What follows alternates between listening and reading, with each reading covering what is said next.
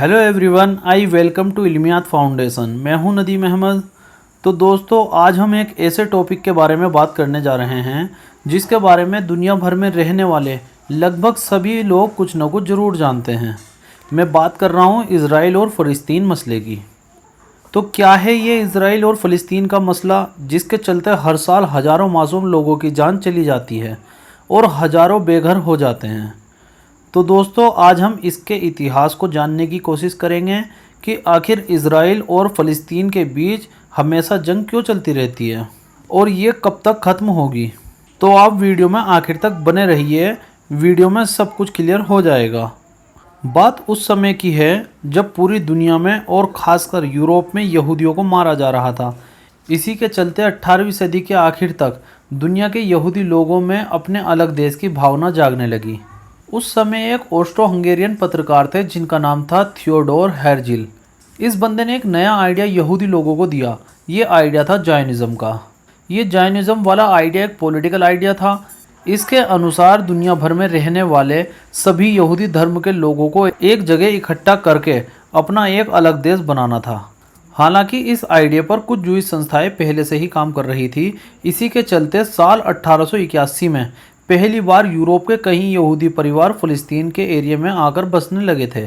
उस समय तक इज़राइल नाम की दुनिया में कोई जगह नहीं थी। वो एक अरब मुस्लिम देश था जिसका नाम फ़लस्तीन था, जो कि तुर्की की खिलाफत उस्मानिया यानी ओटोमन एम्पायर का हिस्सा हुआ करता था। खिलाफत उस्मानिया में किसी भी धर्म के लोगों को कोई परेशानी नहीं थी, कोई भी कहीं भी रह सकता था। इसी के चलते प्रथम युद्ध से पहले लाखों यहूदी लोग फ़लस्तीन में आकर बस गए, क्योंकि यूरोप में यहूदियों को बहुत ज़्यादा हेट्रेट और अत्याचार का सामना करना पड़ रहा था। और फ़लस्तीन आने की इनकी एक मुख्य वजह यह भी थी कि यहाँ यहूदियों का होली पैलेस भी था, जिसे हम वेस्टर्न वॉल के नाम से जानते हैं, जो कि फ़लस्तीन की राजधानी जेरूसलम में मौजूद है। आपको पता ही होगा कि जेरूसलम शहर अब्राहमिक रिलीजन यानी ईसाई, यहूदी और मुस्लिमों के लिए एक होली पैलेस है। ये तीनों इब्राहिम रिलीजन हैं, क्योंकि ये तीनों धर्म हज़रत इब्राहिम को मानते हैं। मुसलमानों की बकरा ईद की शुरुआत भी इब्राहिम अलैहिस्सलाम के समय में ही हुई थी, इसीलिए इन तीनों धर्मों को इब्राहिमिक रिलीजन कहा जाता है। फ़लस्तीन के शहर जेरूसलम को दुनिया के हर एक बादशाह ने फतेह करना चाहा है। पिछले 4000 साल के इतिहास में अगर हम नज़र डालें तो इस शहर के लिए कई सल्तनतें आपस में लड़कर तबाह हो गई। इस शहर पर पहले ईसाइयों का कब्जा था, लेकिन साल 1187 ईस्वी में अय्यूबी सल्तनत के सुल्तान सलाहुद्दीन अय्यूबी ने बाइजेंटाइन एम्पायर को हराकर जेरूसलम शहर पर इस्लाम का परचम लहराया। 13वीं सदी में यह शहर खिलाफत उस्मानिया के कंट्रोल में चला गया। फिर साल 1918 में खिलाफत उस्मानिया फर्स्ट वर्ल्ड वॉर में हार गई। खिलाफत उस्मानिया के आखिरी दौर में ब्रिटिश और फ्रेंच लोगों ने अरब लोगों से वादा किया था कि वो उनको खिलाफत उस्मानिया से आज़ादी दिलाकर फ़लस्तीन देश बना देंगे। यहाँ आपको एक बात जाननी बहुत ज़रूरी है कि फ़लस्तीन, जॉर्डन, सऊदी अरब, कुवैत, कतर, ओमान, यमन, इन सब लोगों को अरबी लोग कहा जाता है। ये सब लोग अरब एथनिसिटी के लोग हैं। तो खिलाफत उस्मानिया के आखिरी दौर में ब्रिटेन ने अरब लोगों से ये वादा कर लिया कि उनको फ़लस्तीन देश अलग से दे दिया जाएगा। लेकिन साल 1918 में खिलाफत उस्मानिया फर्स्ट वर्ल्ड वॉर में हार गई। इसके बाद फ्रांस और ब्रिटेन ने साल 1922 में तुर्की के साथ स्विट्ज़रलैंड के शहर ल्यूसेन में एक संधि की, जिसको आज हम ल्यूसेन संधि के नाम से जानते हैं, जिसके चलते खिलाफत उस्मानिया को ख़त्म कर दिया गया और तुर्की की एक सीमाएं बना दी गई। इसके बाद पूरे अरब वर्ल्ड को ब्रिटेन और फ्रांस ने आपस में बांटकर अपनी कॉलोनी बना लिया। इस समय तक फ़लस्तीन में यहूदियों की तादाद बहुत ज़्यादा हो चुकी थी।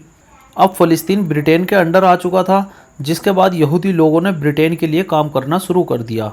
इसके बदले ब्रिटेन ने फ़लस्तीन में यहूदी लोगों के हाथ में पावर देनी शुरू कर दी, जिसके चलते फ़लस्तीनी लोग कमज़ोर होते गए। धीरे धीरे फ़लस्तीन में रह रहे यहूदियों ने ब्रिटेन की मदद से अपनी एक आर्मी भी तैयार कर ली, लेकिन उस आर्मी को ब्रिटेन ही कंट्रोल करता था। फिर दौर शुरू हुआ हिटलर का। 30 जनवरी 1933 को हिटलर जर्मनी का चांसलर बना। हिटलर यहूदियों से बहुत ज़्यादा नफरत करता था। उसका मानना था कि प्रथम विश्व युद्ध जर्मनी यहूदियों की वजह से ही हारा था और पूरे जर्मनी का फाइनेंशियल सेक्टर यहूदियों ने अपने कंट्रोल में कर रखा है। इसी के चलते हिटलर ने यहूदियों के खिलाफ एक नई जंग छेड़ दी। जर्मनी में यहूदियों को मारा जाने लगा। धीरे धीरे यहूदियों के खिलाफ नफरत पूरे यूरोप में फैल गई। जैसे Poland, Germany, Italy, Switzerland, Netherland, Russia आदि सभी जगह यहूदियों का नरसंहार शुरू हो गया। सिर्फ जर्मनी में ही हिटलर ने लगभग 60 लाख यहूदियों को मरवा दिया था। ऐसा करने के लिए हिटलर एक बिल लेकर आया था जिसका नाम था न्यूरमबर्ग लॉ। इसके तहत जर्मनी में रहने वाले यहूदियों को अपनी नागरिकता साबित करनी थी। इसी बिल का फ़ायदा उठाकर हिटलर ने साल 1939 में लगभग 60 लाख यहूदियों को मरवा दिया। बाकी बचे यहूदी देश छोड़कर भाग गए। इनमें से ज़्यादातर लोग फ़लस्तीन पहुँचे और वहाँ जाकर अपने परमानेंट सेटलमेंट बना लिए।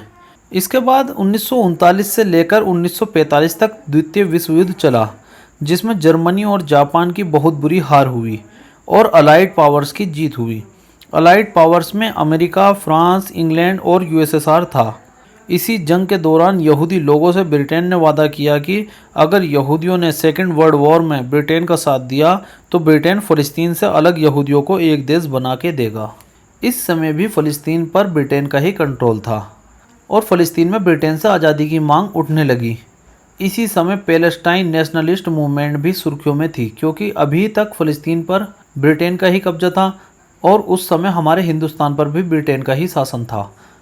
मैं वीडियो में पहले ही बता चुका हूँ कि ओटोमन एम्पायर के टूटने से पहले ही ब्रिटेन ने अरब लोगों से वादा किया था कि हम आपको खिलाफत उस्मानिया से आज़ादी दिला देंगे। अब फ़लस्तीनी लोगों को खिलाफत उस्मानिया से तो आज़ादी मिल गई थी, लेकिन ब्रिटेन ने अपना कंट्रोल स्थापित कर रखा था। लेकिन सेकेंड वर्ल्ड वॉर के बाद ब्रिटेन कमज़ोर हो चुका था, तो फ़लस्तीनी लोगों ने आज़ाद मुल्क की मांग करनी शुरू कर दी। यहाँ आप एक बात पे ध्यान दीजिए कि किस तरह ब्रिटेन दुनिया पर राज करता था, और ये भी समझिए कि इस समय यहूदी अपने अलग देश की मांग कर रहे थे और फ़लस्तीनी अरब पूरे फ़लस्तीन पर अपना कंट्रोल चाहते थे। अब ब्रिटेन पूरी तरह फंस चुका था।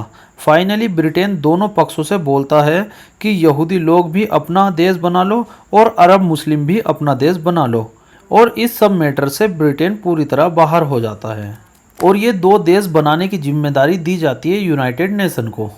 इस समय दुनिया दो हिस्सों में बंट चुकी थी। ज़्यादातर देश फ़लस्तीन को सपोर्ट कर रहे थे।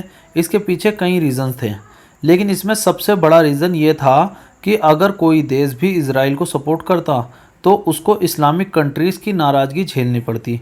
इसलिए भारत ने भी फ़लस्तीन को सपोर्ट किया। हालांकि आज के समय इजराइल बहुत ताकतवर हो चुका है, जिसके चलते भारत इजराइल को सपोर्ट करने लगा है। तो वापस चलते हैं 1947 में।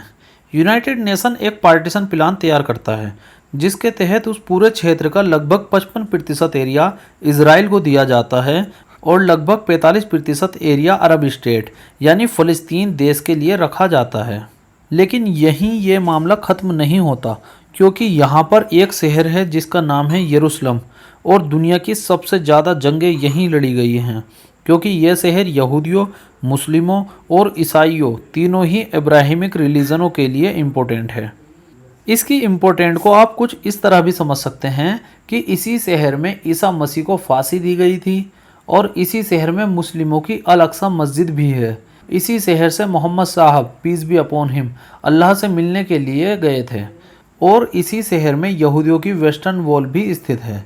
इसलिए इजराइल और फ़लस्तीन दोनों ही इस शहर को अपनी राजधानी बनाना चाहते थे, लेकिन यूनाइटेड नेशन ने जेरूसलम शहर को एक इंटरनेशनल टेरिटरी बना दिया और फाइनली साल 1948 में फ़लस्तीन और इजराइल दो नए देश बन गए। तो दोस्तों, ये था फ़लस्तीन और इजराइल की हिस्ट्री का पार्ट 1, जिसमें हमने जाना कि किस तरह इजराइल और फ़लस्तीन दो देश वजूद में आए। बहुत जल्द इसका दूसरा पार्ट भी आएगा। तो दोस्तों, वीडियो कैसी लगी कमेंट करके ज़रूर बताएं। उम्मीद करता हूँ काफ़ी कुछ जानने को मिला होगा आप लोगों को। तो देखते रहिए, पढ़ते रहिए इल्मियात फाउंडेशन को। मिलते हैं नेक्स्ट वीडियो में। जय हिंद, जय भारत।